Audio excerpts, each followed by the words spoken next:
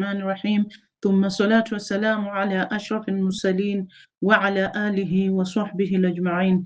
Rabbi shrah li sadri wa yassir li amri wahlul uqdatan min lisani yafqahu qawli, amma ba'd. Assalamu alaikum wa rahmatullahi wa barakatuh. Dada zangu katika iman, taendelea na darasa yetu, na leo hii nitazungumzia nyakati na dakika ngumu zaidi katika maisha ya mwanadamu. Dada zangu katika iman, anatuambia Allah subhanahu wa ta'ala katika kitabu chake tukufu Surat Al-Imran aya ya 102, anasema Allah subhanahu wa ta'ala, ya ayyuhalladhina amanu ittaqullaha haqqa tuqatihi wa la tamutunna illa wa antum muslimun. Enyi mlioamini, mcheni Allah subhanahu wa ta'ala kama anavyopaswa kuogopwa, wala msife ila mkiwa Waislamu. Na akatuambia tena Allah subhanahu wa ta'ala katika Surat At-Talaq aya ya 4, وَمَنْ يَتَّقِ اللَّهَ يَجْعَلْ لَهُ مِنْ أَمْرِهِ يُسْرًا, na anayemcha Allah subhanahu wa ta'ala ye atamfanyia wepesi katika jambo lake. Dada zangu katika iman, kutafakari saa ya kifo ni saa muhimu sana katika maisha ya mwanadamu, nayo ni saa ambayo inachukuliwa kuwa kuzaliwa upya kwa mwanadamu. Ni saa ya kufa, kuondoka kwa roho na kutengana kwake na mwili. Saa hii dada zangu katika iman, bila shaka itapita juu ya kila mmoja wetu. Anatuambia Allah subhanahu wa ta'ala katika Quran, Surat Al-Ankabut aya 57, kullu nafsin dha'iqatul maut, kila nafsi itaonja mauti. Na dada zangu katika iman, yani kutafakari saa hiyo kunatosha kutikisa hisia za mwanadamu na kumwamsha kutoka katika hali ya kughafilika ya kutojali. Dada zangu katika iman, mwanachuoni mkubwa Ibn Jawz, Allah amrehemu, anasema kuhusu saa hii kuwa mtu anayekufa anakuwa na ufahamu zaidi kuliko unavyoweza kuelezwa, anakuwa mwenye wasiwasi zaidi kuliko unavyoweza kupimwa, anatamani yani wakati wake uliopita, na anatamani angeongezwa muda wa kuishi afanye mema aliyoyapuuza. Kwa hivyo dada zangu katika iman, mwenye busara miongoni mwetu ni yule anayefikiria saa hiyo mbele yake na kutenda mema kwa ikhlas ipasavyo. Dada zangu katika iman, habari njema kwa mu'min na kuondolewa yani kwa roho ya kafiri ni kwamba saa ya kifo ni saa muhimu sana katika maisha ya mtu au katika maisha ya mwanadamu, ambapo anahama kutoka ulimwengu huu hadi akhira. Yeyote miongoni mwetu anayekufa, ufufuo wake yani unakuwa umetokea katika saa hiyo ya kutisha. Anapatwa na hofu na uoga mkubwa kwa sababu anakaribia kukabiliana na mambo makubwa ambayo hayajulikani kwake.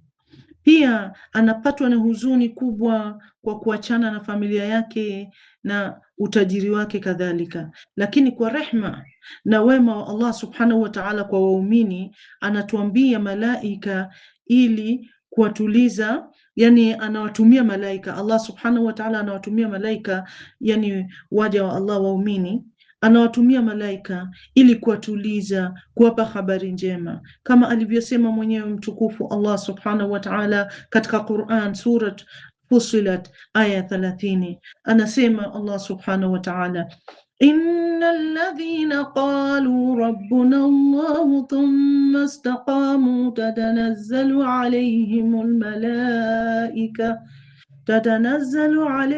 الملائكة ألا تخافوا ولا تحزنوا وأبشروا بالجنة التي كنتم توعدون.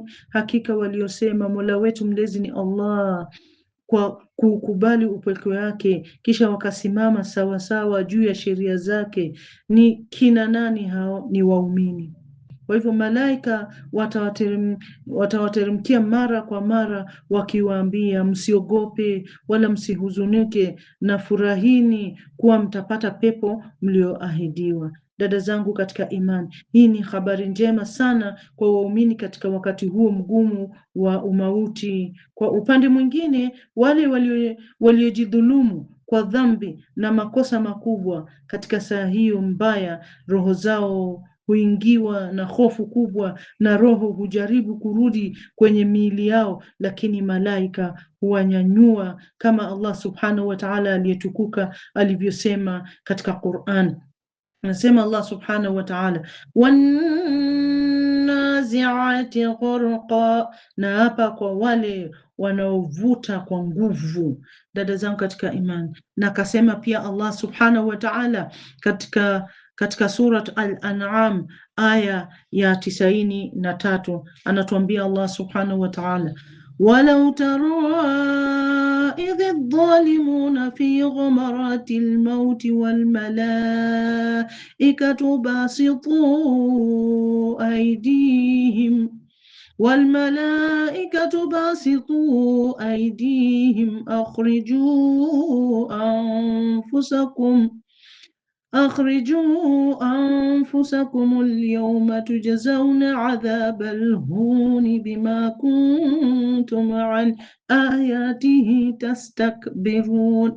Na lau ungeliwaona madhalim wanavyokuwa katika mahangaiko ya mauti, na malaika wanazing'oa roho zao kutoka katika miili yao kwa ukali na nguvu. Wakati huo hao huambiwa, sasa malipo yenu ya adhabu ya kudhalilisha sasa yanaanza. Leo mnalipwa adhabu ya kufedhehesha kwa sababu ya mliokuwa mkiyasema juu ya Allah subhanahu wa ta'ala yasiyo ya haki, na ni malipo kwa kuwa kiburi chenyu kilikuzuieni msiangalie na kuzipima ishara za muumbaji za Allah subhanahu wa ta'ala zilizomo katika Qur'an. Dada zangu katika iman, Mtume sallallahu alaihi wasallam anatuelezea tukio hili kubwa katika maisha ya mwanadamu au katika maisha ya mtu, kama anavyosema katika hadithi sahih iliyosimuliwa na Imam Ahmad na Imam Abu Daud na Imam An-Nasai na Imam Ibn Majah kutoka kwa Al-Barra radhiyallahu anhu, ambaye alisema katika hadithi hii ndefu, Mtume sallallahu alaihi wasallam anaelezea hali hii ya safari ya umauti.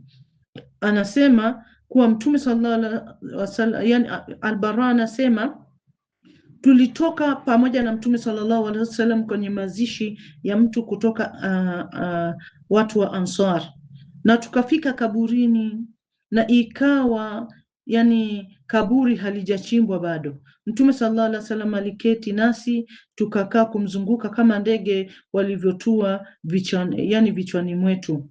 Mkononi mwake alikuwa na fimbo ambayo alikuwa akiitumia kuchimba ardhini. Aliinua Mtume sallallahu alaihi wasallam kichwa chake na kusema, istaidhu billahi min adhabi alqabr marratain au thalathatan, yani tafuteni kimbilio kwa Allah subhanahu wa ta'ala kutokana na adhabu ya kaburi.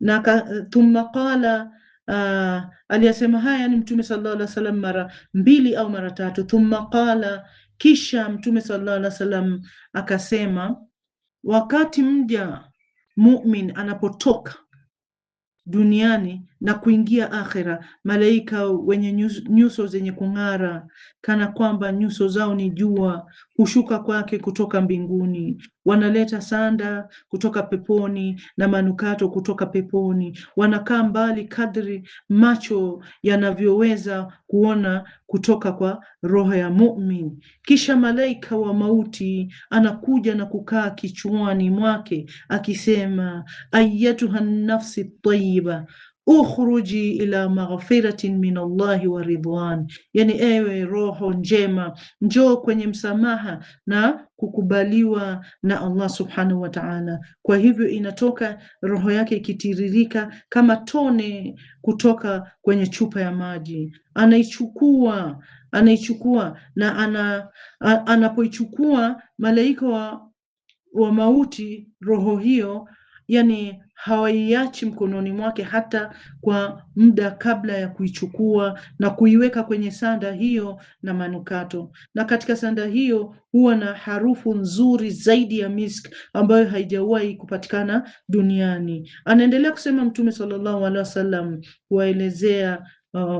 kuelezea sahaba wake, kisha malaika wanapanda nayo na hawapiti kundi lolote la malaika bila wao kuuliza, nafsi hii nzuri ni ya nani? Wanajibu, hii ni roho ya fulani mwana wa fulani. Wanaitwa kwa majina bora walioitwa duniani hadi wafike mbingu, yani katika mbingu ya ardhi kabisa, mbingu ya chini kabisa.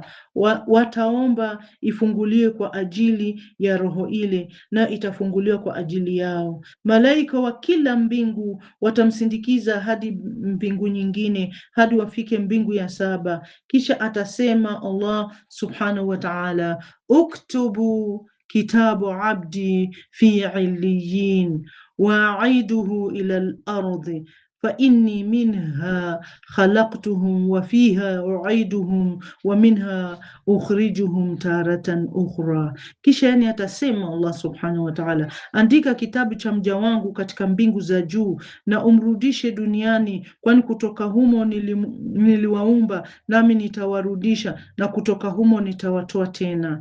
Alisema kisha roho, yani Mtume sallallahu alaihi wasallam anasema kisha roho yake itarudishwa, yani roho ya huyu mja itarudishwa kwenye mwili wake, na malaika wawili watamjia na kumfanya aketi, yani itarudishwa kwenye mwili wake kisha ili kwenda kuhojiwa katika kaburi lake. Malaika wawili watamwijia na yani kisha roho yake itarudishwa kwenye mwili wake, na malaika wawili hawa watamjia na kumfanya aketi. Watamuuliza kuhusu Mola wake, kuhusu dini yake na mtume wake, naye atajibu. Kisha Allah subhanahu wa ta'ala ataita na kusema, sadaqa abdi faafrishuhu min aljanna waftahu lahu baban ila aljanna, yani mja wangu amesema kweli, kwa hivyo mtangulizie samahani kutoka peponi na umfungulie mlango wa pepo. Dada zangu katika imani, kisha atafunikwa na harufu yake na utamu wake, na kaburi lake litapanuliwa kwa kadri macho yake yanavyoweza kuona. Kisha mtu mwenye uso mzuri aliyevaa nguo nzuri na kutoa harufu nzuri atamjia na kusema, furahia kile kinachokupendeza, hii ndiyo siku ulioahidiwa. Atasema maiti, wewe ni nani? Uso wako ni uso wa mtu anayeleta mema. Atasema, mimi ni matendo yako mema. Yani anaendelea kusema Mtume sallallahu alaihi wasallam, Mola, yani ataendelea kusema yani yule mja kaburini, Mola, iharakishe kiyama ili nirudi kwa familia yangu na mali yangu. Dada zangu katika imani, akaendelea kusema Mtume sallallahu alaihi wasallam kuhusiana na hali hiyo ya umauti. Anaendelea kusema Mtume sallallahu alaihi wasallam katika hadithi hii, ama mtu asiyeamini anapokaribia kufa na kukabili akhera, malaika wenye nyuso nyeusi humshukia kutoka mbinguni wakiwa wamevaa nguo mbaya na za kuchukiza. Hukaa mbali kadri macho yanavyoweza kuona kutoka kwa ile yani nafsi yake. Kisha malaika wa mauti huja na kukaa kichwani mwake na kusema, ayatuha nafsi alkhabitha ukhruji ila sakhatin min Allahi wa ghadhabin, yani ewe roho mbaya, njoo kwenye ghadhabu na hasira ya Allah subhanahu wa ta'ala. Anaendelea kusema Mtume sallallahu alaihi wasallam katika hadithi hii, kisha itatawanyika mwili, itatawanyika mwilini mwake, yani mwili wake utatawanyika, na ataitoa kama vile mishkaki ambayo ni kifaa cha chuma kinachotumika kuchoma nyama. Ataichukua ile yani roho yake, na atakapoichukua yani haitaachwa mkononi mwake hata kwa muda kabla ya kuiweka kwenye magunia hayo. Kisha atatoka, yani itawekwa kwenye magunia, kisha atatoka ndani yao. Itatoka ndani yao, yani ile roho itatoka ikiwa na harufu mbaya zaidi ya mzoga ambao haujawahi yani kupatikana duniani. Watapanda nao malaika na hawatapita kundi la malaika. Watasema, roho hii ni ya nani? Watasema, fulani mwana wa fulani, kwa majina mabaya zaidi aliyoitwa duniani, hadi ifike mbingu ya chini kabisa, na wataomba ifunguliwe, lakini haitafunguliwa kwa ajili ya roho ile. Kisha Mtume sallallahu alaihi wasallam yani anaendelea kusema, akasoma aya katika sura Al-A'raf aya ya 40, la tufattahu lahum abwabu samaa, yani milango ya mbinguni haitafunguliwa kwa ajili yao. Kisha Allah subhanahu wa ta'ala atasema, uktubu kitaba abdi fi sijinin fil ardi as-sufla, yani andika kumbukumbu ya mja wangu huko Sijin, katika ardhi ya chini kabisa, itakakotupwa yani nafsi yake. Kisha Mtume sallallahu alaihi wasallam anaendelea kusema, kisha akasoma Mtume sallallahu alaihi wasallam aya ya 31 katika suratul Hajj, akasema yani anaendelea kusema Mtume sallallahu alaihi wasallam akasoma aya hii, aya 31 katika suratul Hajj, waman yushrik billahi fakaannama kharra minas samaa فكأنها خر من السماء فتخطفه الطير أو تهوي به الريح في مكان سحيق. Na yote anayemshirikisha Mwenyezi Mungu na chochote kile ni kama ameanguka kutoka mbinguni na kunyanyuliwa na ndege au upepo unampeleka mahali pambali. Dada zangu katika imani, anaendelea kusema Mtume sallallahu alaihi wasallam katika hadithi hii, nafsi yake nafsi ya mtu itarudishwa kwenye mwili wake, na malaika wawili watamjia na kumfanya akae, kisha wamuulize kuhusu Mola wake, dini yake na mtume wake. Anasema kisha yule mja atasema sijui. Kisha Allah subhanahu wa ta'ala ataita kutoka mbinguni na kusema, kadhaba abdi faafrishuhu minan nar faafrishuhu minan nar waftahu lahu baban ila nar hatta takhtalifa adla'uhu wayatihi min harriha wa samumiha wayudayyiqu alayhi qabruhu hatta takhtalifa adla'uhu wayatihi rajul qabihul wajhi qabihu thiyab, yani muntinu rihi, fayaqulu abshiru billadhi yani yasuuka hadha yawmuka alladhi yaji'u bishar, fayaqulu ana amaluka alkhabith, fayaqulu rabbi la tuqimi saa, rabbi la tuqimi saa.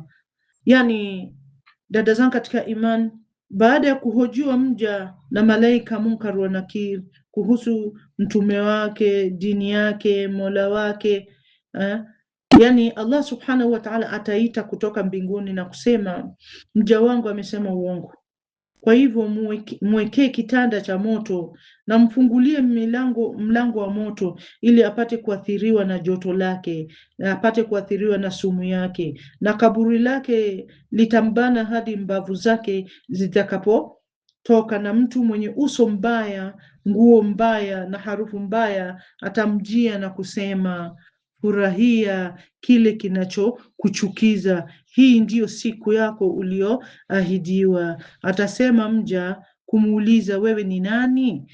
Kwani uso wako ndio unaoleta uovu? Kisha atasema, mimi ni amali yako mbaya. Kisha atasema mja, Mola wangu usilete kiyama, usilete kiyama. Hadithi hii ndefu kuhusiana na hali hizi mbili ya umauti Yani imesimuliwa na Abu Daud na ni hadithi nambari 4753 na kadhalika imesimuliwa na Imam Ahmad na ni hadithi nambari 18534 na imesimuliwa na An-Nasai na ni hadithi nambari 2056 na imesimuliwa kadhalika na Ibn Majah na ni hadithi nambari 1549. Dada zangu katika iman, anasema hivi licha ya adhabu alionayo, kwa sababu anajua kwamba kiyama itakapofika atasukumwa kwenye adhabu kali zaidi kuliko hii. Na kwa hakika dada zangu katika imani, saa ya kifo mtu hujua hatima yake, iwe ni miongoni mwa watu wa peponi au miongoni mwa watu wa motoni, kama maandiko yanavyoonyesha. Ya Allah, tusaidie sote kukumbuka kukukumbuka na kukushukuru na kukuabudu vyema, na utupe toba ya kweli ya Rabb. Dada zangu katika imani, kwa wale ambao tayari wametangulia mbele ya haki miongoni mwetu, Allah subhanahu wa ta'ala awarehemu na awasamehe dhambi zao. Wao tayari hupewa viti vyao asubuhi na jioni. Hii ni kwa dalili yani hadithi iliyosimuliwa kutoka katika sahihi mbili kutoka kwa Ibn Umar radhiallahu anhuma, ambaye alisema kuwa Mtume sallallahu alaihi wasallam alisema, idha mata ar-rajul urida alayhi maq'adihi bilghadatin wal ashiyi in kana min ahli al-janna fal-janna wa in kana min ahli an-nar fan-nar thumma yuqalu hadha maq'adika alladhi yani tub'ath ilayhi yawm al-qiyama, rawahu al-Bukhari wa Muslim. Yani asema Mtume sallallahu alaihi wasallam, mtu anapokufa huonyeshwa nafasi yake asubuhi na jioni. Ikiwa yuko miongoni mwa watu wa peponi basi peponi, na ikiwa yuko miongoni mwa watu wa motoni basi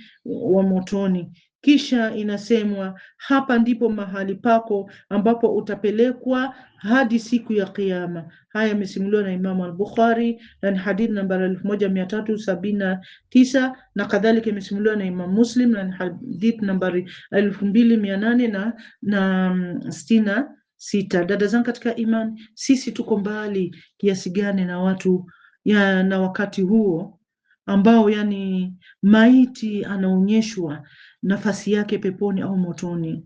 Anapewa kiti hicho mara 2 kwa siku. Mara ya kwanza ni asubuhi, yani mwanzoni mwa siku, na mara ya pili ni jioni, yani mwishoni mwa siku. Mahali pake peponi na motoni huonyeshwa yani kwake hadi siku ya Kiyama. Akiwa miongoni mwa watu wa peponi hufurahi sana maiti na kumshukuru Allah subhanahu wa ta'ala kwa zawadi hiyo, na kusema, Mola wangu yaharakishe Kiyama ili niingizwe niingize mahali pema peponi. Lakini akiwa miongoni mwa watu wa motoni, majuto na maumivu yake huongezeka, na kila siku nafasi yake huonyeshwa kwake asubuhi na jioni hadi siku ya Kiyama. Inasemwa hapa ni mahali pako motoni ambapo utapelekwa siku ya Kiyama. Anasema maiti, Mola wangu usiharakishe Kiyama, huku yani akihofia kuhamishwa kwenye adhabu kali zaidi motoni. Dada zangu katika imani, je, kuna umbali gani kati yetu na hali hii ambapo maiti anaonyeshwa nafasi yake mara 2 kila siku asubuhi na jioni? Yani hakuna chochote kati yetu na hicho isipokuwa ni nini? Ni kifo, na kimefichwa kwetu, na hakuna yani nafsi inayojua ni lini yani itaondoka duniani. Anasema Allah subhanahu wa ta'ala katika Quran, suratul Luqman aya 34, wama tadri nafsun bi ayi ardhin tamut, na hakuna nafsi inayojua itakufa katika ardhi gani au katika nchi gani. Dada zangu katika imani, ikiwa nafsi haijui itakufa katika ardhi gani au nchi gani, basi haijui itakufa saa ngapi. Ukweli huu dada zangu katika imani wa kifo unatosha ikiwa tunafikiria juu yake. Tena inatosha kwetu kufikiria tu kuhusu saa ya kufa. Hii ndiyo sababu moja ya mmoja wa watangulizi alisema, sijaona uhakika ambao ni zaidi ya shaka kuliko shaka ambayo ni zaidi ya kifo. Shukran jazila wa barakallahu fikum.